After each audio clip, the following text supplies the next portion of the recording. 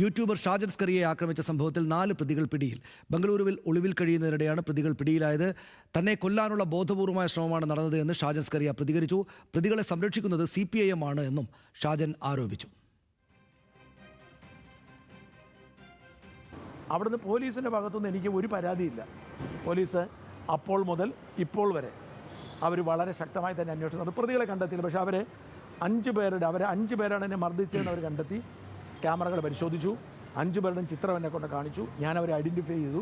ഞാൻ മനസ്സിലാക്കുന്നത് ഇതേയും മാത്യൂസ് കൊല്ലപ്പള്ളിയും ഒരു ഷിയാസ് എന്ന് പറഞ്ഞ 2 പേരും, ഈ 2 പേരെയും കൃത്യമായി എനിക്കറിയാം. ഈ 2 പേരുമാണ് ഏറ്റവും കൂടുതൽ പറഞ്ഞത്. അവരും അവരുടെ ഒരു സംഘവും കൂടെ CPMൻ്റെ നിർദ്ദേശപ്രകാരം. വിവരങ്ങളുമായി ആൽവിൻ തോമസ് ഇടുക്കിയിൽ ചേരുന്നു. ആൽവിൻ, ഈ ഷാജൻ സ്കറിയെ വല്ലാത്ത തോതിൽ മർദ്ദിച്ചു എന്നാണല്ലോ കേട്ടത്. ആ ദൃശ്യങ്ങൾ കണ്ടാലും ഇയാളെ വല്ലാത്ത തോതിൽ ആക്രമിക്കുന്നത്, കുറേ നേരത്തേക്ക് ഇടിക്കുന്നത് കാണാവുന്നുണ്ട്. എന്താണ് അയാൾ അതിനെക്കുറിച്ച് പറഞ്ഞത്?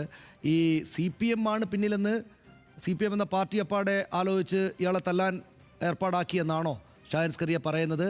നേരത്തെ എന്തോ വാർത്ത ശരിയല്ലാത്ത വിധം കൊടുത്തതിന് ആ വാർത്തയാൽ ബുദ്ധിമുട്ടിലായ ആളുകൾ തല്ലി എന്നായിരുന്നല്ലോ കേട്ടിരുന്നത്. എന്താണ് വിശദാംശങ്ങൾ? സനീഷ, ഇന്ന് രാവിലെ നടത്തിയ പ്രതികരണമാണ് ഇപ്പോൾ ഈ ഷാജിൻ്റെ പ്രതികരണം നമ്മൾ കേട്ടത്.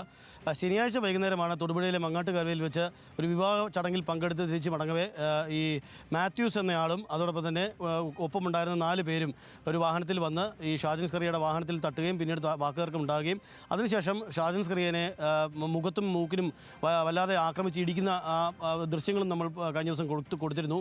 ആ ദൃശ്യങ്ങളൊക്കെ പുറത്തു വന്നത് അവിടെ വെച്ചാണ് ആക്രമണം ഉണ്ടാകുന്നത്. ഇതിന് പിന്നിൽ CPM ആണ് എന്നുള്ളതാണ് അദ്ദേഹത്തിൻ്റെ ആരോപണം അദ്ദേഹം നടത്തുന്നത്. കാര്യം ഈ മാത്യൂസ് കൊല്ലപ്പള്ളിയിൽ എന്ന ആൾ CPMൻ്റെ DYFIയുടെ സജീവ പ്രവർത്തകനാണ്.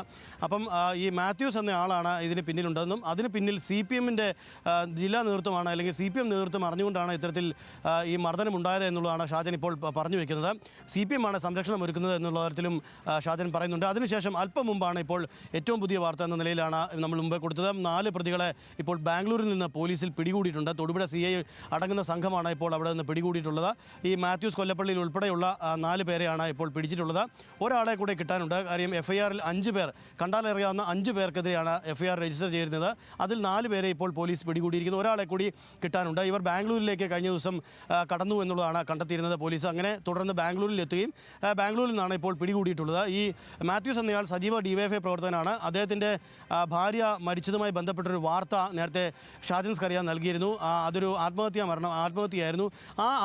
അതുമായി ബന്ധപ്പെട്ടൊരു വാർത്ത നൽകിയിരുന്നു. ആ വാർത്തയുടെ നൽകിയതിൻ്റെ വ്യക്തിവൈരാഗ്യമാണ് തനിക്കെതിരെ ഉണ്ടായ ആക്രമണം എന്നുള്ളതാണ് അദ്ദേഹം പറഞ്ഞു വയ്ക്കുന്നത്. അതിന് CPM കൂടെ പിടിക്കുന്നു എന്നുള്ളതാണ് അദ്ദേഹത്തിൻ്റെ ആരോപണം. ഏതായാലും 4 പ്രതികളെ, ഈ കേസിലെ 4 പ്രതികളെ പിടികൂടിയിട്ടുണ്ട് പോലീസ്.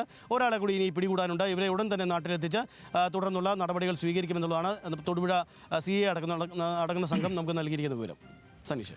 ശരി, നന്ദി ആൽവിൻ വിവരങ്ങൾക്ക്. ഷാജൻ സ്കറിയ യൂട്യൂബർ, ഇയാളെ കഴിഞ്ഞ ദിവസം ഒരു കൂട്ടം ആളുകൾ തല്ലി പരിക്കേൽപ്പിച്ചിരുന്നു. വല്ലാത്ത തോതിൽ തല്ലി എന്നാണ് ആ ദൃശ്യങ്ങൾ കാണുമ്പോൾ നമുക്ക് തോന്നുക.